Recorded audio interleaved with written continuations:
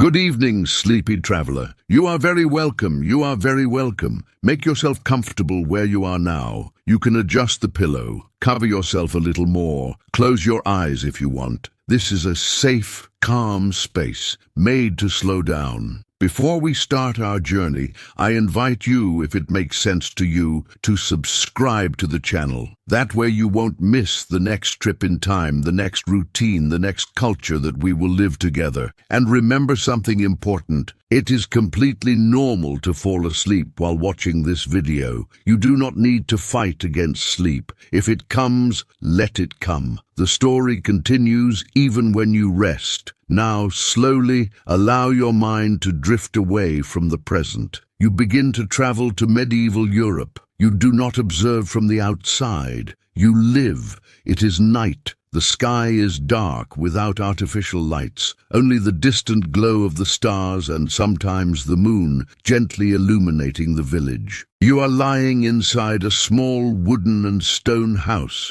The ceiling is low. The walls are simple, rough to the touch. The smell of earth and wood is always present. The day was long. Your body feels the fatigue of manual labor. The muscles rest after hours in the fields. You sleep on a simple mattress made of dry straw covered by thick fabrics. It is not soft like modern beds, but it is familiar. It is the rest you have known forever. Around you, the silence of the village is deep. There are no machines, there are no engines, there are no loud voices, just the distant sound of the wind passing between the houses, perhaps an animal moving in the distance. Your breathing becomes slow. You know that in a few hours the day will begin again. In medieval Europe, the rhythm of life follows the light of the sun. You sleep early because you wake up early, not by choice, but because nature determines. During the night, the cold can approach. You curl up slightly, seeking warmth. The body finds a comfortable position. There is no immediate worry. Tomorrow will be similar to yesterday and to the day before it. The routine brings security. While you sleep, the village remains quiet. Some houses still hold weak embers in their stoves. Others are completely dark. Time passes without haste. Little by little, the darkness begins to change. The sky brightens in an almost imperceptible way. You are still sleeping when the first signs of morning appear. Then at some point, you awaken. It is not an alarm clock. It is the habit.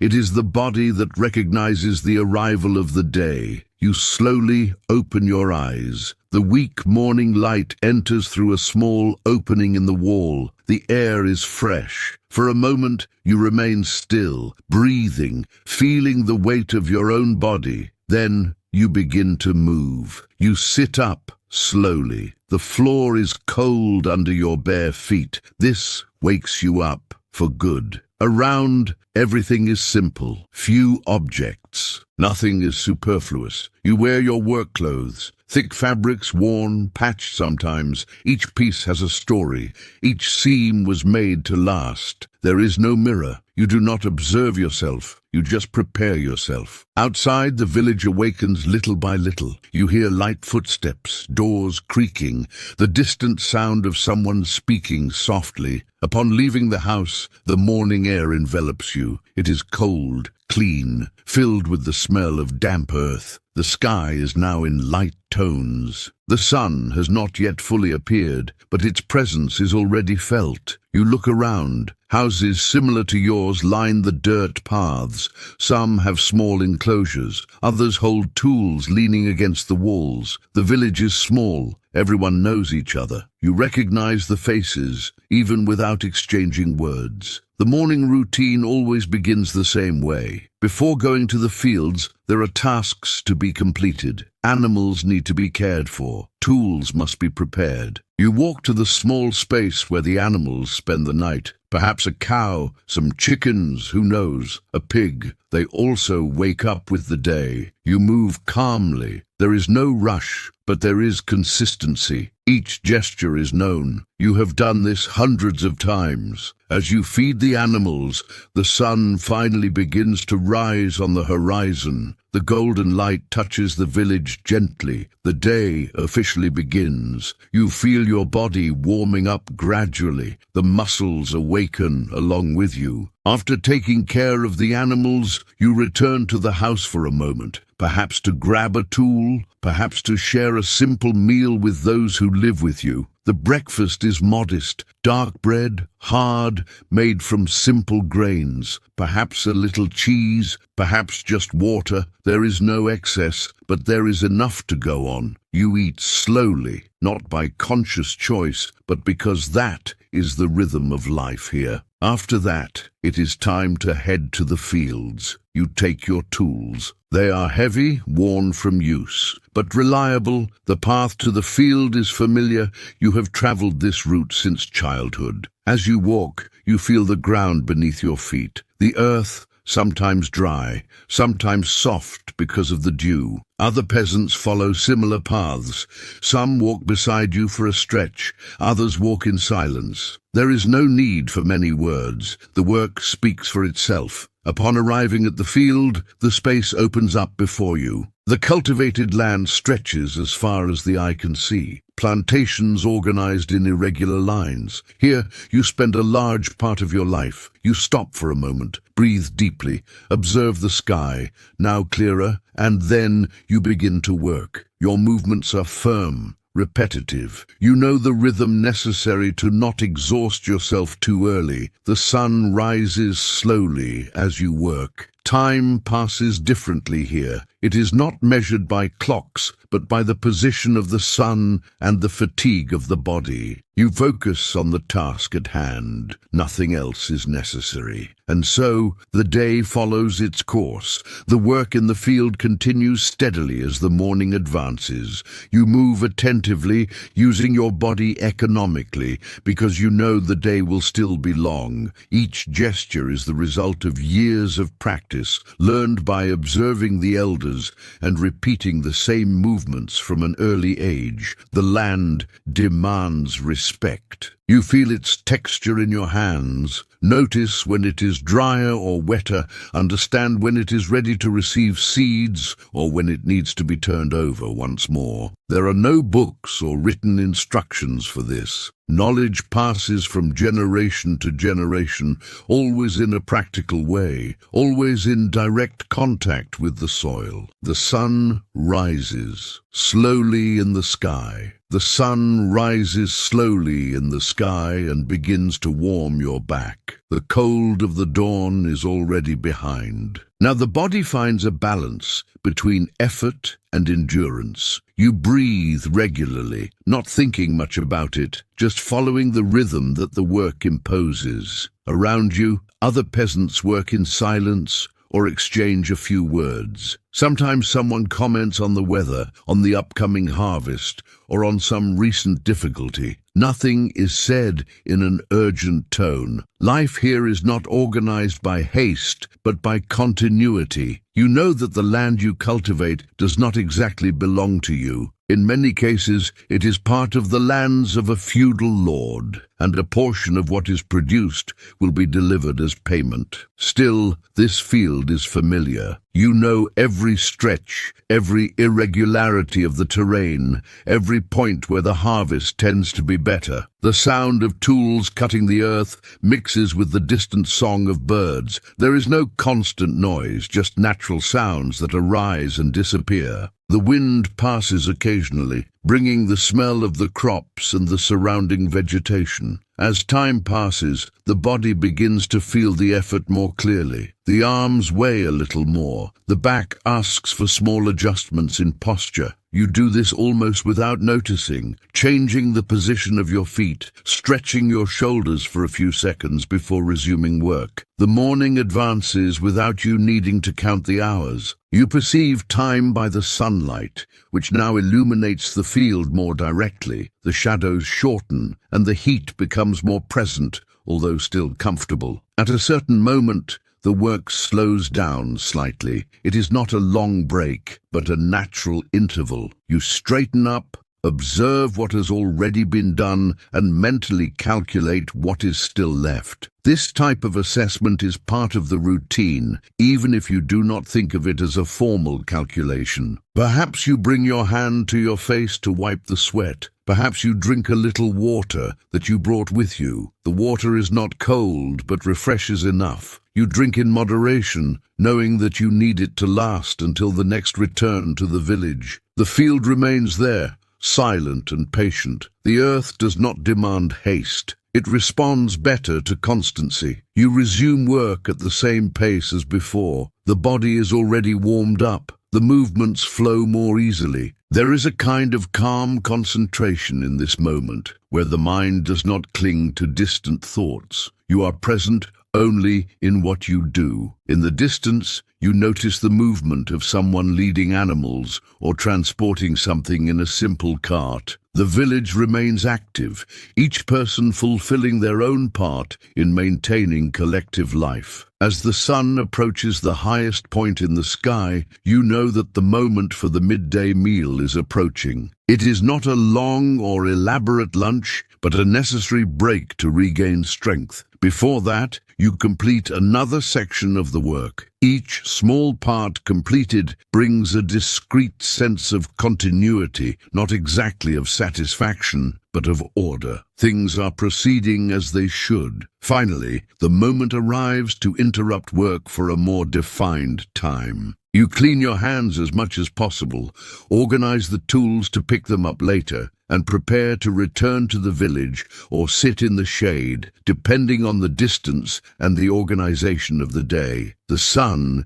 is now high. The light is more intense, but not aggressive. You feel the heat on your skin and recognize that it is time to slow down a bit. As you walk to the midday break, your body begins to relax gradually. The breathing deepens. The steps become looser. This is a moment of transition, where the effort of the morning gives way to a brief rest. If, while listening, your eyes become heavy, that is natural. The rhythm of this day is stable, repetitive, and safe. There is nothing that demands immediate attention. In the next part, you experience this moment of pause, the simple meal, the contact with other people from the village, and gradually the return to the afternoon work, when the body is already more tired. But the routine continues. For now, just follow this calm walk under the midday sun, letting the mind follow the same calm rhythm of the medieval countryside. The midday break and life in the village. The way back from the field is made with slower steps. The body is still warm from the morning's work, and the approaching break is felt even before it happens. The village appears again ahead, with its simple houses scattered along the dirt paths. As you get closer,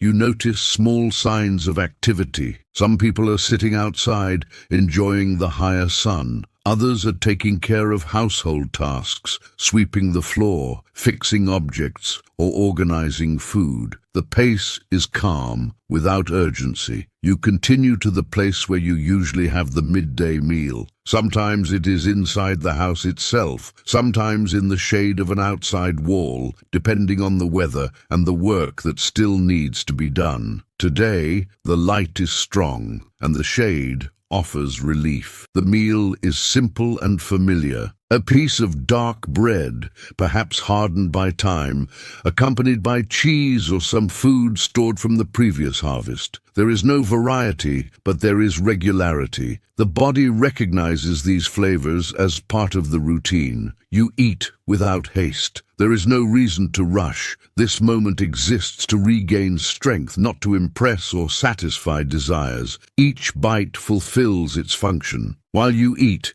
you listen to the sounds of the village, low conversations, footsteps passing by, the occasional sound of some animal. Sometimes someone comments on the morning's work or on what still needs to be done in the afternoon. The words are few and direct. The village functions as a single organism. Each person has their role, and everyone depends on each other's work. You feel this practically, not as an elaborate thought, but as a daily certainty. After the meal, you remain seated for a few minutes. The body takes advantage of this pause to slow down. The muscles relax a bit, the breathing stabilizes. It is not a long rest, but it is enough to allow the work to continue later. Some smaller tasks may happen in this interval. Perhaps you need to fix a tool, adjust a rope, check some object that will be used again in the field. These small actions are part of the flow of the day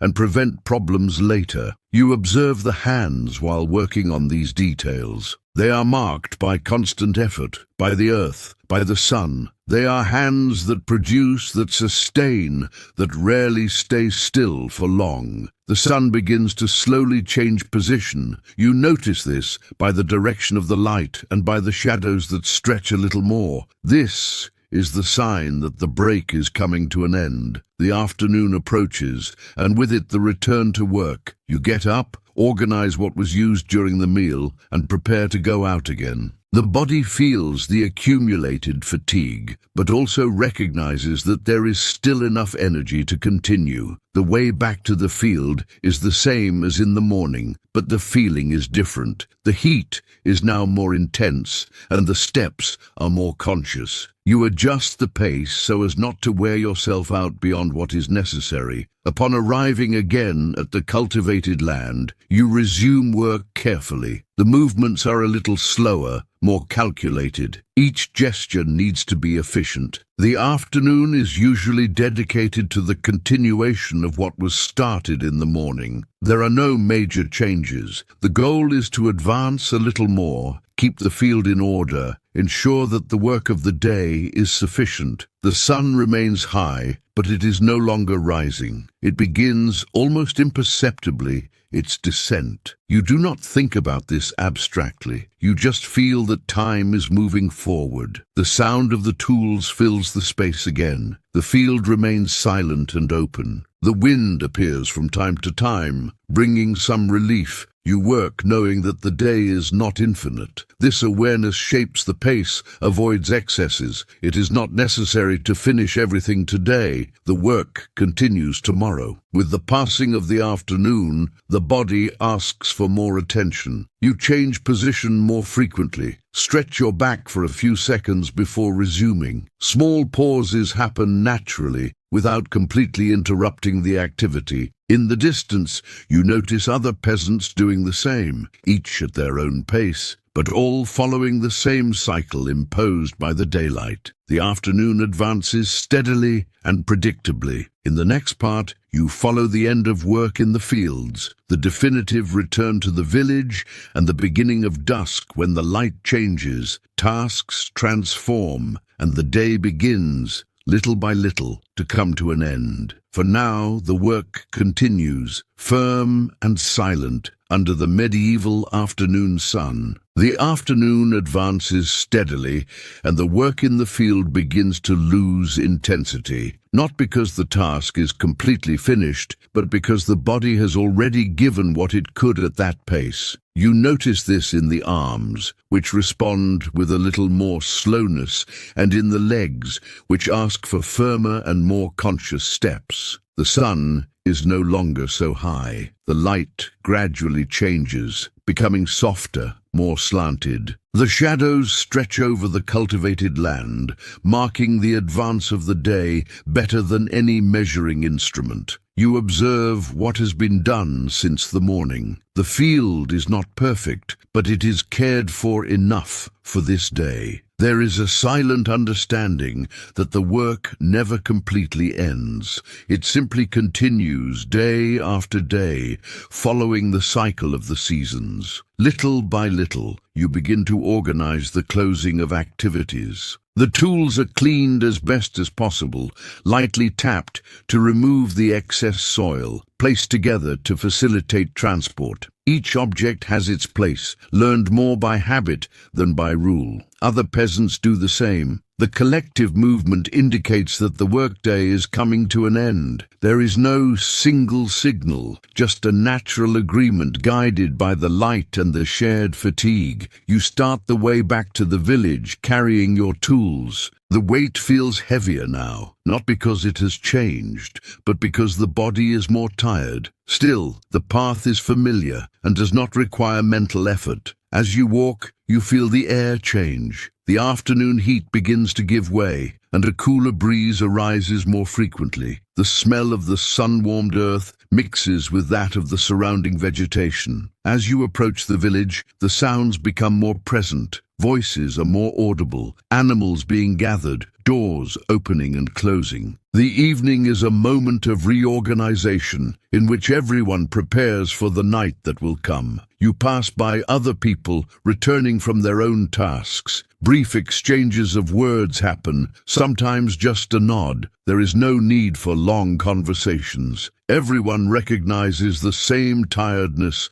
the same ending of the day. Upon arriving home, you leave the tools in a specific place, protected from the weather. They will be used again soon, perhaps already the next morning. Taking care of them is ensuring that the work continues. Now, the tasks change in nature. The heavy effort gives way to lighter activities but still necessary. Animals need to be gathered and fed once more. Food scraps are separated. The space is organized for the night. You move with less haste than in the morning. The rhythm of the evening allows for that. The body follows the change of the day, gradually slowing down. The sky begins to gain warmer tones. Oranges and golds appear near the horizon, while the higher parts already turn bluish. The light enters differently through the openings of the houses, creating more marked shadows inside. Inside the house, the environment is simple and functional. Few objects, all with a clear purpose. You light the fire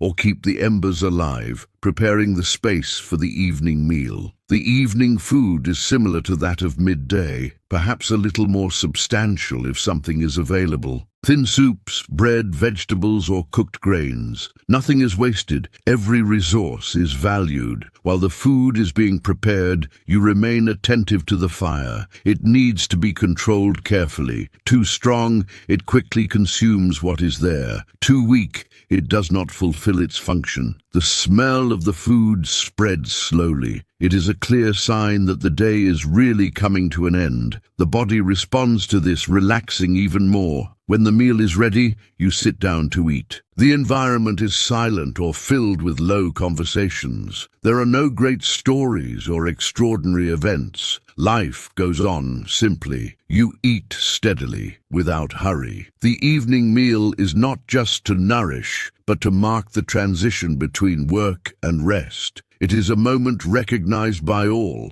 even if no one needs to name it. After eating, there are still small tasks left. Cleaning the space, putting away what is left, ensuring that everything is in order for the night. These actions are done almost automatically. Outside, the light continues to fade. The sky darkens gradually. The activities in the village become more contained. Fewer people circulate and the sounds diminish. You step outside for a moment or observe from the entrance of the house. The village is now enveloped by dusk. The houses seem closer to each other under the dim light. There is a feeling of collective closure. The day has fulfilled its role. In the next part, you follow the arrival of the complete night, the last moments of activity in the village, and the preparation for another cycle that ends, while everything returns to the silence that precedes a new dawn. The night in the village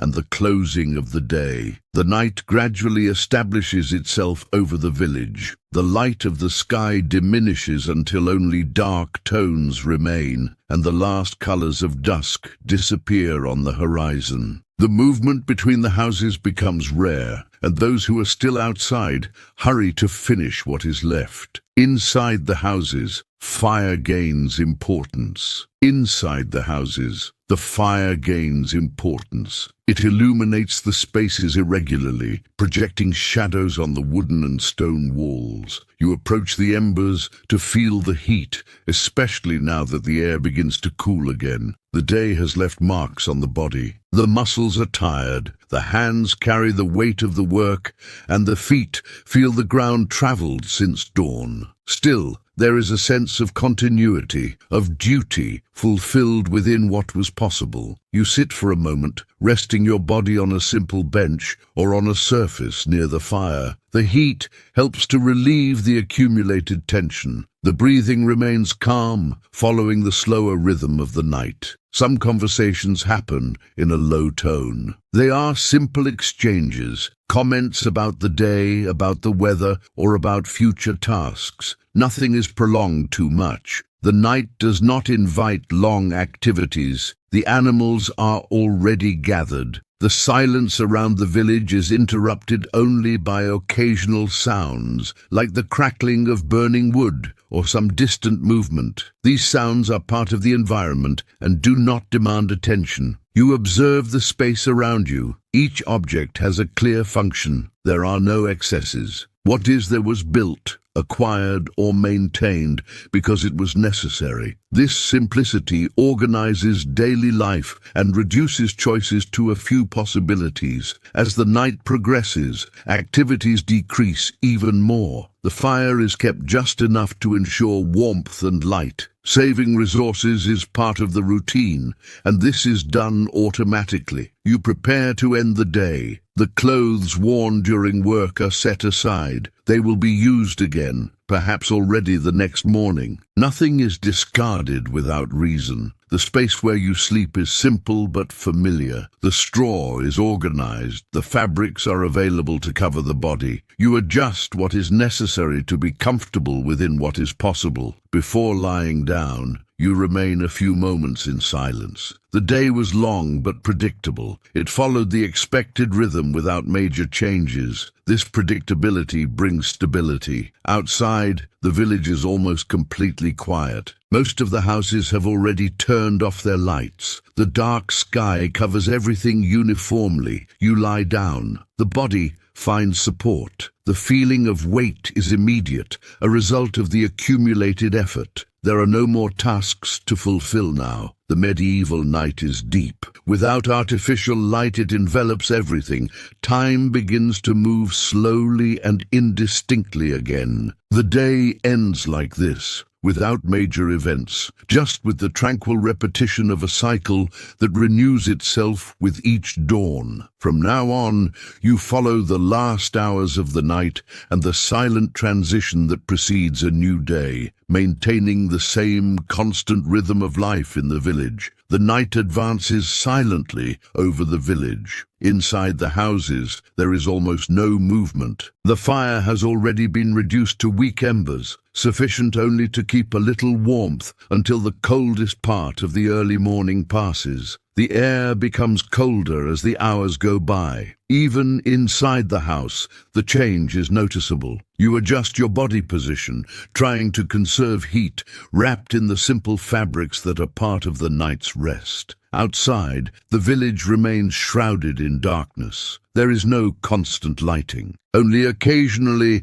an ember visible through an opening or the distant reflection of the fire from some house that has not yet completely gone out. The sounds are few and spaced. The wind passes between the buildings, making slight noises as it touches the wood and straw of the roofs. At some point, an animal moves in the pen, then everything returns to silence. Time during the early morning is not counted, it simply passes. The hours blend together without clear markings. Life continues suspended in this interval between one day and another. In some moments, you wake up briefly, not for a specific reason, but out of habit. The body responds to the cold, to a distant sound, or just changes position before returning to immobility. The whole village shares this same state. Everyone rests under the same dark sky, enveloped by the same routine that has been repeating for generations. Little by little, without an exact point of change, the night begins to lose strength. The dark ceases to be absolute. There is a slight difference in the tone of the sky, almost imperceptible at first. The air of the dawn carries a different freshness. It announces that dawn is approaching, even before the light is visible. Inside the house, the environment remains quiet. The embers now barely illuminate. The fire has fulfilled its role during the night. Outside, the first sounds begin to emerge discreetly. A distant bird, then another. Nothing continuous yet, just spaced signs that the day is approaching. The sky begins to lighten slowly, moving from deep dark to softer tones. The change happens gradually, without rupture. The village is still asleep, but the cycle is about to restart. The cold of the dawn reaches its peak just before dawn. The body feels this, even without moving. This moment is part of the routine as much as the work in the fields. Little by little, the light becomes more present. The shapes begin to define themselves again, even before the sun appears. The silhouettes of the houses, the fences, and the paths come back to existence. The village remains silent for a little longer. The day has not officially begun yet, but it is already announced. This interval between night and morning is brief and constant. It happens every day, always in the same way, preparing the return of activities. Soon the body will awaken again, movements will restart, and work will continue once more. Life goes on at the same pace, sustained by repetition and regularity. Thus, dawn slowly dissolves, giving way to yet another sunrise in the medieval village. Thus, the day comes to an end in this medieval village. The routine closes in the same way it began, guided by the sunlight, by constant work, and by the repetition that sustains life. Each sunrise brings new tasks. Each sunset returns silence. And between one and the other, life goes on simply, predictably, and continuously. The dawn advances slowly, almost without signs of movement. The village remains enveloped in silence, interrupted only by occasional sounds that arise and disappear without continuity. The wind travels through the empty paths, passes between the houses, and moves on without encountering resistance. Inside the buildings, everything remains still. The fire has almost completely gone out, leaving only the heat stored in the walls and in the objects that absorbed its presence during the night. The air is cold but stable, typical of the deepest hours before dawn. Time, in this interval, seems suspended. There are no activities. There are no tasks. There are no decisions to be made. The previous day is already behind, and the next has not yet begun. This space between one cycle and another is part of the routine as much as work in the fields. Gradually, subtle changes begin to happen. The sky, still dark, loses the intensity of absolute black. A softer tone appears on the horizon, almost imperceptible but constant. The night does not end abruptly. It dissolves slowly. The cold of dawn remains. It is at this moment that the body feels more clearly the difference between the inside and the outside. The houses offer simple but sufficient shelter. Nothing was built for excessive comfort, only to protect from the wind, the rain, and the most intense cold. Slowly, the first signs of life reappear. A distant bird emits a brief sound, then silence returns. A few minutes later, another similar sound arises in a different spot. The village has not yet awakened, but the environment begins to change. The sky gradually clears. The shapes of the houses, the fences, and the paths begin to define themselves again. The land, which during the night seemed uniform, regains its textures as the light increases. Inside the houses, the bodies begin to react to these changes. There is no exact time to wake up, but the habit, shaped by years of repetition, responds to the light and the temperature. The day announces itself before it is fully visible. At some point you move. It is not a sudden awakening, it is a slow transition between the immobility of the night and the beginning of movement. The body recognizes that dawn is coming to an end. You adjust your position, breathe in the cold morning air that enters through the openings of the house, and remain still for a few moments. There is no rush. The day is still beginning. Outside, the village awakens unevenly. Some houses show signs of movement before others. A fire is rekindled. A door opens. Light steps mark the beginning of another cycle. The sky is now clear enough to dispense with any source of artificial light. The sun has not yet fully appeared, but its presence is already felt in the environment. You get up. The floor is cold under your feet. This direct contact helps the body to wake up completely. The movements are slow but firm. There is no indecision. The sequence of actions is known. The work clothes are put on again. The same fabrics, the same adjustments, the same gestures, repeated day after day. Each piece fulfills its function without drawing attention. Outside, the morning air is clean and fresh. The smell of the earth returns, now more evident. The village is still silent, but it is no longer asleep. The animals begin to move. Some sounds arise from the enclosures. They also follow the rhythm of the day, waking up as the light increases. You approach them to take care of the first tasks. Feed, check, ensure that everything is in order before moving on to the larger work. These initial actions prepare the day and prevent problems later. The sun finally rises on the horizon. Its light first touches the highest points of the village, then slowly descends to reach the paths and the fields. The new day officially begins. The village is now awake. People appear here and there, each following their own routine. There is no collective start marked by a signal. The day begins because it needs to begin. You observe the surroundings while performing these first tasks. Nothing has changed significantly since the previous day. This constancy is part of the balance of life here. After completing what is necessary in the village, the moment comes again to head to the fields. The tools are separated, quickly checked, and taken along. The weight is known, as is the path. The route to the cultivated land repeats itself. The steps follow the same rhythm, passing by the same points, crossing with the same people. The day begins similarly to so many others before it. Upon arriving at the field,